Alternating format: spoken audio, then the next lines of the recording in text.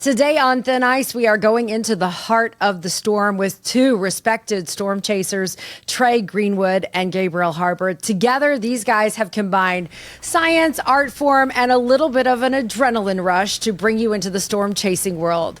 Welcome to the both of you. Thank you. Thanks for having us. Respected might be a bridge too far, but I'll go ahead and say Trey can carry that moniker. I like it. You know, as I sort of looked at the storm chase coaching business that you guys have put together, I thought, gosh, that's a creative idea. My first gut reaction was, though, I wish I had this when I entered meteorology, because I have some real horror stories of safety violations that should never be repeated because I just didn't know what I was doing. How did the both of you get into storm chasing? So I've been into severe weather for as long as I can remember. I think what started it was the May 3rd, 1999 Oklahoma tornado outbreak. I'm originally from Arizona, so I was watching all this from afar, but I think I watched a 48-hour special with Dan Rather on the Moore tornado, the F5 that went through Moore. And after that, I was kind of hooked. I would do forecasts for my parents, fake severe weather coverage for my parents, and then the Discovery Channel show came along in the late 2000s with Reed Timmer and Tim Samaras, and I never knew you could actually chase these storms. So that kind of spurred it on, and then ever since then I started chasing in 2011, back out in the Arizona monsoon season, out there in the summer, and then I took my first trip to the plains in 2015 and have been out here ever since. So You caught the bug for sure. Gabriel, how about you? So I was always interested in severe weather for most of my life, but never really had the opportunity to learn. Didn't go to school for meteorology or anything like that.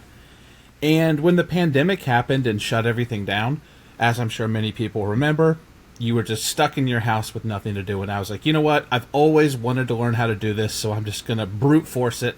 Got some textbooks, hired some people who were already doing it that were smarter than me to teach me. Obviously, I was absolutely terrible at it. I still am for the most part. Trey's the one who's the actual coach here. I just help run the business and keep things in check. But that's how I started storm chasing, and it's been a lot of fun ever since. And really, I actually started this podcast right here. It's different than storm chaser coaching, what we're talking about now, but I have a background in broadcast, so I wanted to talk to people who were smarter than me, that had already been through the storm chasing gauntlet, that were meteorology experts, graduates, that sort of thing. So I started bringing them on the podcast, slowly started learning more and more, making connections, and Trey happened to be one of those people that I made a connection with, and 5 years later, here we are. Rumor is that the two of you did not meet on the road storm chasing, but instead shared a common interest in playing poker, and that's how you combined forces. Did it start with poker, or did it start with storm chasing, I guess is the real question, Trey? it started with storm chasing. Okay. Gabriel has his Chaser Chat podcast, and I guess learned of my stuff with my YouTube channel and whatnot, and brought me on the podcast to talk. And then we found out we both played poker, and then it kind of just blossomed from there. And then I started to annoy him all the time by sending him hand recaps of stuff that had happened at the casino, because he was a little further along in his poker journey than I was, and that's kind of where the friendship blossomed. And I was like, well, if this guy's this smart about this stuff, he could probably help me start this business too. And I remember Trey, we actually, I think, had that discussion, what was it, in like October, November, something like that, of 2024. I remember I was outside of my gym. I had just taken a break from doing deadlifts, and I was like, I got an idea. I got to call Trey. He would be perfect for this. And so we started chatting, and that's where Storm Chaser Coaching was born. You know, I really like the concept, and of course I signed up for everything so I could see what was going on with the business. And initially, I just felt right a part of the group initially because of how you're doing the marketing. So I really liked that.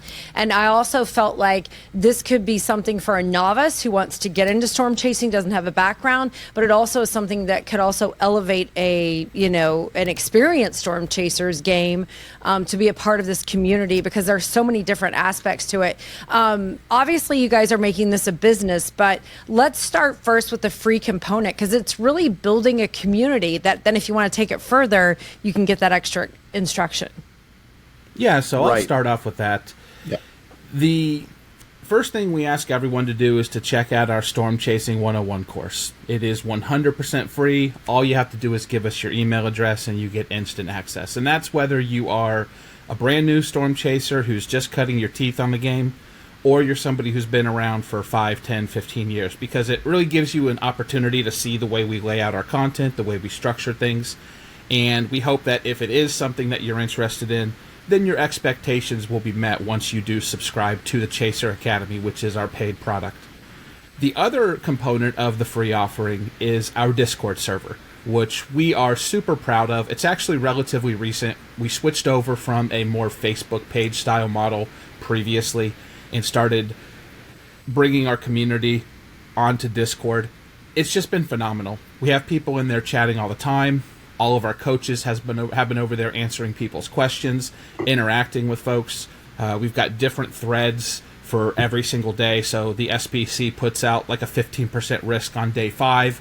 We open up a thread for it. Boom, we've got 15, 20, 25, 100 comments within a day or so of people just discussing the forecast, talking about their chasing strategy. So those are the two main things. If anybody is interested in it, you can go to stormchasercoaching.com. The Discord server and Storm Chasing 101 are both featured very prominently, and it'll give you a great idea of exactly what it is we're all about.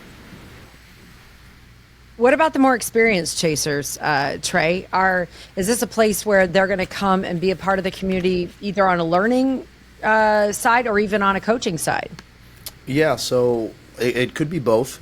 We have a good slew of coaches right now that we've kind of handpicked to help us with the content side of things. But from a learning perspective, definitely. That was kind of the whole goal, is we wanted to make the content tailored to both people who are just getting into storm chasing, but also for those who maybe have chased for a while but maybe don't have the success rate that they hoped for. Maybe they're just not in the right place all that often. That's what the content is for. Everyone from novices to people who have been chasing for a while can get stuff out of it. I've had chasers who have been chasing for a while tell me, hey, they go over our radar module, for example, and they say, hey, I didn't know this signature that you pointed out. I never knew that was the case. And they've been chasing for 10, 15 years. So, it's for anyone from novices all the way up to people who've chased for a while. I love that sharing right there back and forth of people learning. You also have some great features like the Chase and Explain, the Forecast Challenge. These are some other ways that people can get interactive. And so it's not just a textbook experience. It seems like it's something that people can learn from past events and apply it to what they're going to do in the future. Well, that's a huge part of, I think, learning how to chase better is actually seeing people do it and trying to test your own skills. You can learn as much as you can from a textbook, but until you actually apply that out in the field, actually having to make the target yourself, actually having to choose which roads to navigate on in front of a storm, which storm to target out there, those skills come with practice, and that's what the Chase and Explains and the Forecast Challenges are for. The Forecast Challenges help you kind of pick a target, not using models. That's kind of the unique thing. We preach that you should use observed data as much as possible, and those Forecast Challenges help folks with that. And the Chase and Explains are a huge part of the content. And one of my favorite things that we do, it's because you actually you get inside the minds of actual professional or experienced storm chasers out in the field making decisions. And you can see how they think through, hey, I'm going to take this road here because the storm is doing this, or the storm's looking like this right now, so I'm going to get upstream and wait for it to get a little bit more organized. Stuff like that. So I think the Chase and Explains are really a unique part of our content that I don't think you can find anywhere else. And just to share a little bit of lore that is related to poker, since we were talking about that a little earlier, the Chase and Explains are actually a direct port of the concept called Play and Explain, which is huge in the online poker community, where people will sit down at their computer, they'll load up a couple of tables on whatever website they like to play on, and then they'll just walk people through the decisions that they make. And really early on, Trey and I decided that there had to be that component to the Chaser Academy, because doing training modules where people are learning in sort of a academic setting is one thing, but like Trey mentioned, you actually have to see it put into practice. And yeah, you can go through taking your lumps and making all the mistakes yourself out in the field, but we feel like we can really accelerate people's timeline so that way they can become proficient much quicker than they could have otherwise by actually seeing how our coaches implement the things that they're talking about in the training modules and put that strategy into practice while they're storm chasing. Do you guys offer any of the ride-alongs? I know there's storm chasing tours that have gone on in the past and so forth. Will this type of training lead to, I don't want to call it an internship, but sort of an experience or real-life ride-along? Because I know when you get out in the field, it really becomes difficult, even if you've practiced, to make some of those split-second decisions because you're driving a vehicle, you have different types of equipment with you, you're trying to get footage. There's a lot of logistics involved in it. Will you do a ride-along program? So Trey does do storm chasing tours. You've done them for quite some time with a company called Extreme Tornado Tours. We just recently started offering a very small number of tours ourselves. We wanted to sort of probe the market and see what the interest was. And our specific take, or gimmick, if you will, on this niche is that we want the tours to be much more focused on integrating the guests into the learning experience. So instead of just having a tour guide that is driving you from one location to another like a safari, we want it to be a collaborative experience where all of the guests are helping to create the storm chasing strategy for that day. They're helping to create the forecasts. And we had an overwhelming response, actually. We had a founders tour for our initial members that we launched, and that sold out within a couple of weeks. Bear in mind, of course, these are higher ticket items, so I was not expecting that, especially with how new we were as a company. And so then we decided to launch 2 more tours, one with Emmy Award-winning photographer Michael Binsky, which there's currently, I believe, 1 seat left. So I apologize if anybody's listening to this after the fact and that seat's no longer available. But there are a few seats left with Brad Arnold's tour. Brad Arnold is a professional storm chaser, does a lot of live streaming, very well known in the community. In his tour, whereas Mike's is more photography focused, so kind of sitting back, getting the best picture of the storm that you can. And it's also in June, which means it's more of a high plains type tour where you're going to be in the just desolate landscapes of South Dakota, North Dakota, Montana, those types of places. Brad Arnold's tour is smack dab in the middle of May. It is going to be as extreme as it possibly can be. He likes to get super close, and so anybody who's looking for any sort of thrill-seeking along with that educational component, that is going to be the tour that they'll definitely want to check out. You just go to stormchasercoaching.com, click on the tours tab at the top of the page, and all the information will be there for you. I love that you mentioned sort of the adrenaline rush. That's a big part of storm chasing and the attraction, I think, to the layperson, maybe someone who's not really into meteorology, but they're into the thrill seeking and adrenaline. Trey, over the years, I mean, you talked about starting in 2011, over the past decade, even the past 2 decades, there's been a massive increase in the number of storm chasers that are out there. How's that impacted you as a chaser? And what are some of your thoughts on a regular person starting out just on a whim? Well, I think, excuse me, I think there are ways to do it, but there are ways to do it safely that a lot of people tend to not follow maybe from the get-go. And that's another reason why we started Storm Chaser Coaching, was to give an entry point to those folks who just want to get out there and storm chase because they think it's cool. But we wanted them to do it safely and have the knowledge to do so ahead of time, because that's really how you're going to be safe out there. These storms will, there's not a lot of margin for error with the storms out here on the plains or wherever. And so we want you to have a full kind of body of knowledge before you go out into the field. I think it's great that storm chasing is expanding as it is. And we've had, ever since the first Twister in the mid-90s, it kind of hockey sticked upward, and then, Storm Chasers on Discovery Channel, and then the latest Twisters movie. So it's going to continue to keep growing, but there are some bad apples out there, unfortunately, that do some things that are not so safe, and those are the ones that I think give a bad name to storm chasing. But I think it's awesome that people are getting into storm chasing as a whole, and that's the whole point of Storm Chaser Coaching, is to make sure everyone is doing it safely and effectively. Yeah, and just to follow up, go ahead, Gabriel. I was just going to say, and just to piggyback on Trey's emphasis on safety for newer chasers, one of the things people should know is that I'm all about marketing, thinking of that sort of stuff. You've probably gleaned that just from this conversation here. Trey tempers my worst impulses, and his integrity is always featured front and center with the company. And so the Storm Chasing 101 course is that basically exemplified. you could realistically get the Storm Chasing 101 course we offer, never purchase anything from us, never actually come back to the website again, and it's so in-depth and full of information, both safety and meteorological, that you will have a college chance, or a puncher's chance, I guess. It's a college try. You would have a puncher's chance at getting out there, storm chasing successfully, and most importantly, staying safe. So, obviously, my marketing brain hates to say that, but you definitely could get the Storm Chasing 101 course and never need to do anything again. So that's all Trey. That's his emphasis on wanting to make sure that first and foremost we are getting safety information out there for the public, because like you mentioned, Amy, all these new people that are interested, it is a ticking time bomb if people aren't educating themselves on how to stay safe around these storms. And there's a couple different things, I think, too. Once people get out there, just to see it, get that adrenaline rush, but then you start to layer on different experiences like the photography, the video, and that pressure almost, not only to get the picture to share it on social media, but perhaps to sell it and make this a living. That has definitely been a change. How do you incorporate some of the lessons of technology? I mean, use of drones, use of different cameras, use of what about storm tracking equipment? I mean, some of these outfits the professional storm chasers have include Doppler on wheels. There's so many different aspects to it. You sort of have to layer up. You've got to start with almost the knowledge and the how-to, but then there's almost the ceiling is the limit. You can do almost anything once you get the pictures.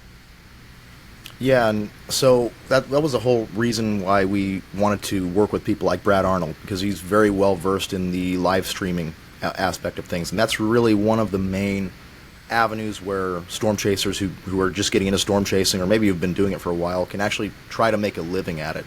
And so we wanted to partner with him, and we're looking at doing some other things down the line that incorporate that, how you can kind of build your brand in a favorable way on social media and whatnot. We know there are some bad apples out there as well with the hype and whatnot, but we wanted to partner with people like that to show you how it is possible to do, as long as you have the knowledge and you can do it safely. So that's down the pipeline. That's going to be for folks who join Brad on his tour. That's going to be a great experience for them. And then we will have stuff down the line once we kind of get through this foundational concepts in our modules, such as radar and thermodynamic diagrams, soundings, and whatnot. We're going to start branching off into some of the more niche things, like doing that kind of stuff, how to build your brand, how to market yourself, how to live stream, how to do YouTube videos successfully. So that is definitely coming down the pipeline. Of all the guys and gals out in the field, what would you say the percentages of people that can actually make a living storm chasing? It's definitely probably low. There are people who do it and do it very well, but as we have more and more people doing it, the market is getting saturated. So you have to be really good at it. And that's not to say, that the opportunity to make a living from storm chasing is going to go away anytime soon. With the advent of proliferation of social media, it's only going to provide more avenues for people to get into trying to make a living storm chasing. But you have to do it really well. And so it's a low number, but it's definitely doable. And obviously we are an extreme example of this because we started an actual brand, and Trey already had his personal brand before this, but I can't emphasize enough how in this day and age it's all about your personal brand. So you're probably not going to make money just being a relative unknown and selling footage to news networks and websites and places like that, maybe like the olden days when there were a lot less storm chasers on the road. But like Trey said, the opportunities are just endless. You don't have to be a Ryan Hall or a Max Velocity to monetize your storm chasing or your meteorology career anymore. You can be a much lower level version of that and still make a decent living, as long as you're willing to put yourself out there and actually work on, I think, cultivating a connection with an audience and being authentic yourself. The two most important things that you can do. That's such great advice. From someone who's been doing this for a couple of decades and has seen both the broadcast and very, I would say, how would you describe it? It's the broadcast and maybe the very traditional route of presenting weather, and then also being exposed to so much independent weather here in the last couple of years. That is great advice, is that really the door and the pathway is open out there for everyone and anyone. It just really lies within your desire to present your best self and also learn on your own, which is why I just really love that you guys have put this together. I will say this. One of the best parts of this program is that you have also touched on explaining why weather happens, so that if you miss the mark, you also can answer. Like, I think the best part of journalism and meteorology in general is asking the right questions, but also being able to answer when things didn't go right. Trey, how have you guys incorporated that here into this program, and why do you think that's an important part of learning how to storm chase? Well, if any storm chaser tells you that they have a perfect record of having good chases, they're lying to you. Every storm chaser, no matter if it's, Reed Timmer, all the way down to the people who are just starting, everybody has had busts in their chasing career. And those are, we like to say at Storm Chaser Coaching, there's no such thing as a bust. If you are able and willing to learn from your mistakes, go back and look at your, maybe why did I pick this target storm when the other storm was the one to choose? Why did I pick this particular target overall versus another target that was, 200 miles south that actually ended up going off? Those are the questions you should ask after every storm chase, and we provide multiple avenues for that. Again, our Chase and Explain modules or videos, we're going to include some of those. We've already included some of those kind of bust type chases in there, and some of our coaches have gone over exactly, some of the stuff we've talked about. Why it went wrong, why did they choose that target instead of others, and we also have the Q&A sessions for people to ask. Maybe they go on a chase and they want to know what happened. We have that Q&A section in the Discord that people can ask. Hey, what happened on this day? Why did the target I selected? Why did that go wrong? So we have multiple ways to do that, and it's a big part of becoming a better chaser, is learning from your mistakes. I have to ask, what's your personal, I'll give you both, but what's your personal best and also a bust for chasing? Personal best chase is hard to pick. There have been so many. It was probably last year, May 2nd, 2024, near Hawley, Texas. It was the one that, if you saw Freddie McKinney, he saved those folks whose house got hit. That was the tornado, and we came all the way from southern Kansas all the way to north central Texas, like 6 or 7 hour drive. We hauled to get there, and right as the storm was getting going, we dropped right under the base, and about 10 minutes later, the first tornado came down, and we watched the whole life cycle from half a mile to a mile away, and it was slow moving, photogenic, and it was, unfortunately, it did impact people, but from a chasing perspective, it was very fruitful. Biggest bust was May 25th, 2016. That one's an easy one for me. This was the day after May 24th, 2016, which was some people call it a career chase day near the Dodge City, Kansas area. 13 tornadoes from one storm, and we saw all of them. It was just a spectacular storm, 2 to 3 on the ground at once. So the next day we were on cloud 9, thinking, how can you top that?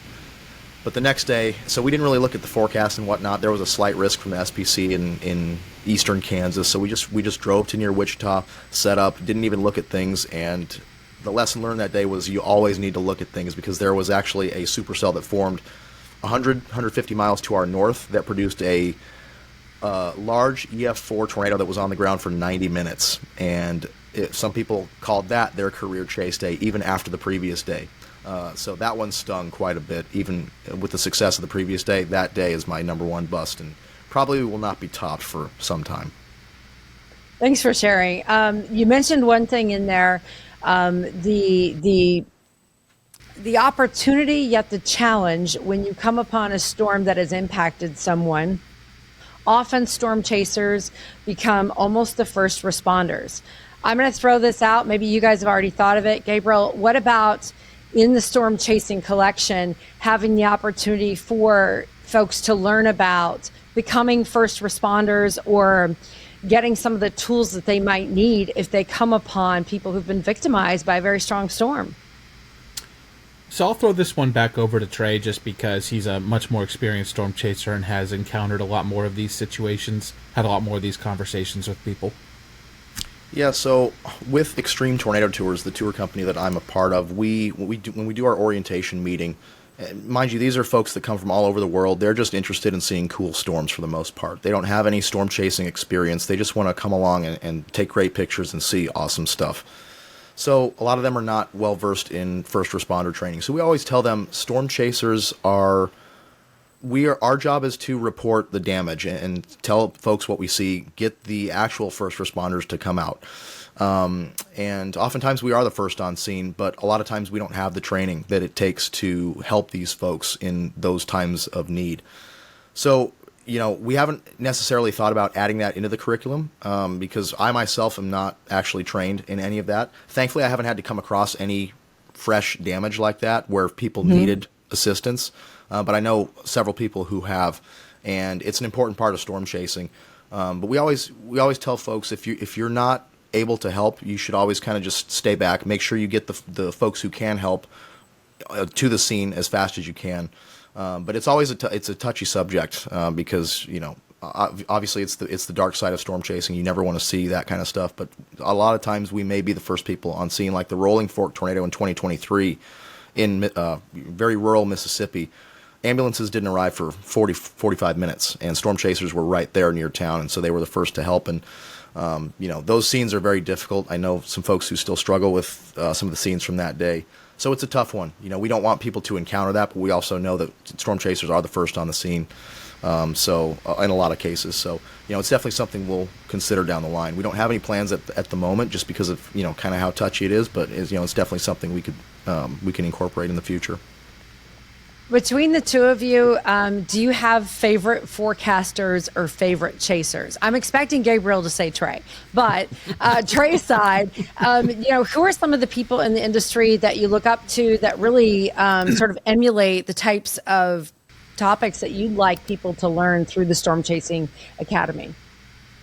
So when I was first getting into severe weather and storm chasing, like I said, Storm Chasers, the show on Discovery, was a big influence for me. And so Reed Timmer was one of the people I looked up to. Obviously, he has a style that not everybody agrees with per se, but I always thought Reed did an incredible job. I always wanted to get close to tornadoes. That's why I enjoy getting close to tornadoes, was because of Reed Timmer. And so I've been fortunate enough to meet him several times, and I consider him a friend. And so he's probably one of the main ones. And then when I went to grad school, growing up, I was always into the mobile Doppler radars. I had a National Geographic VHS when I was little called Cyclone, and it was half about tornadoes and half about hurricanes. And the tornado part I was always fascinated by because it chronicled Howie Bluestein. He's one of the famous storm scientists who really pioneered the mobile radar movement in the 80s and 90s.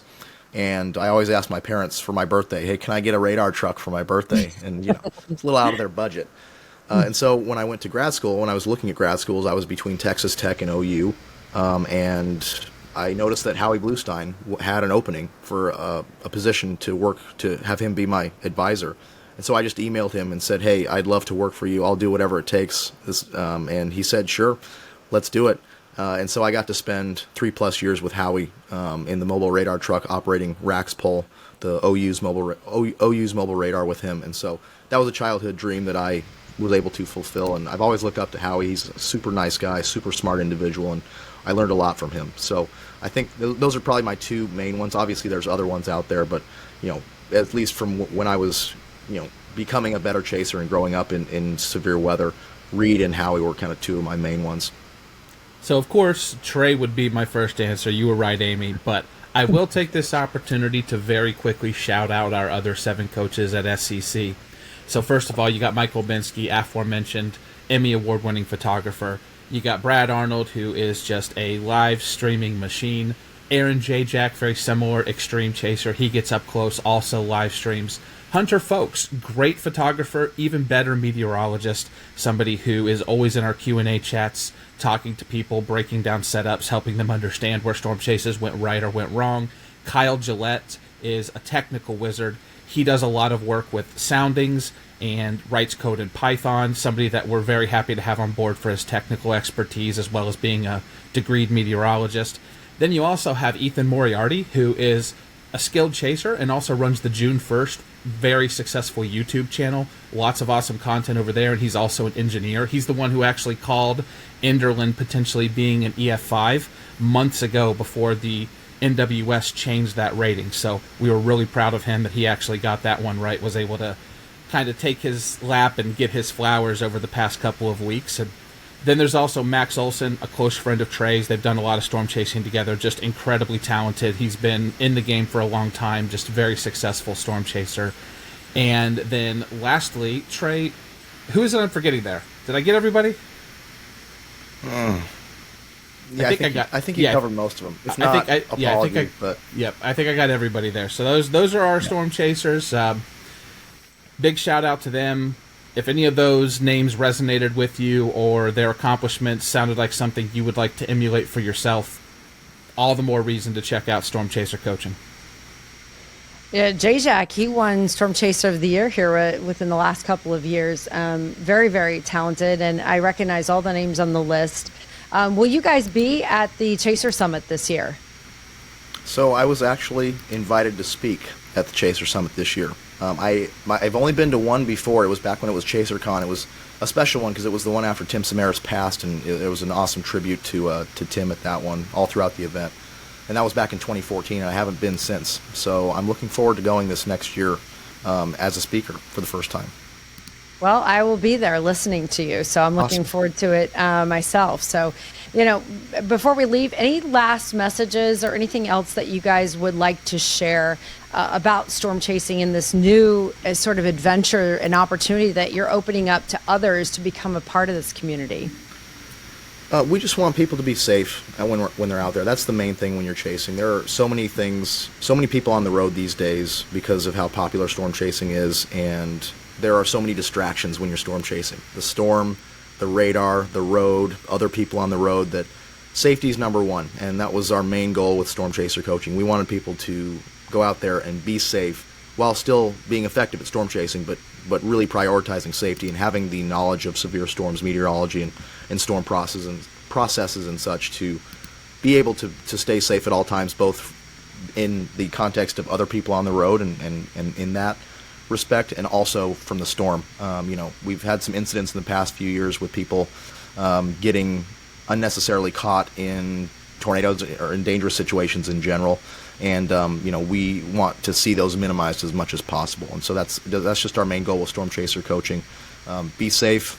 You can be safe while still getting close and getting the shots you want, but safety is number one. So anybody who's getting into storm chasing, just please be safe, and Storm Chaser Coaching is a great way to gain the knowledge to do that. Well said, Trey.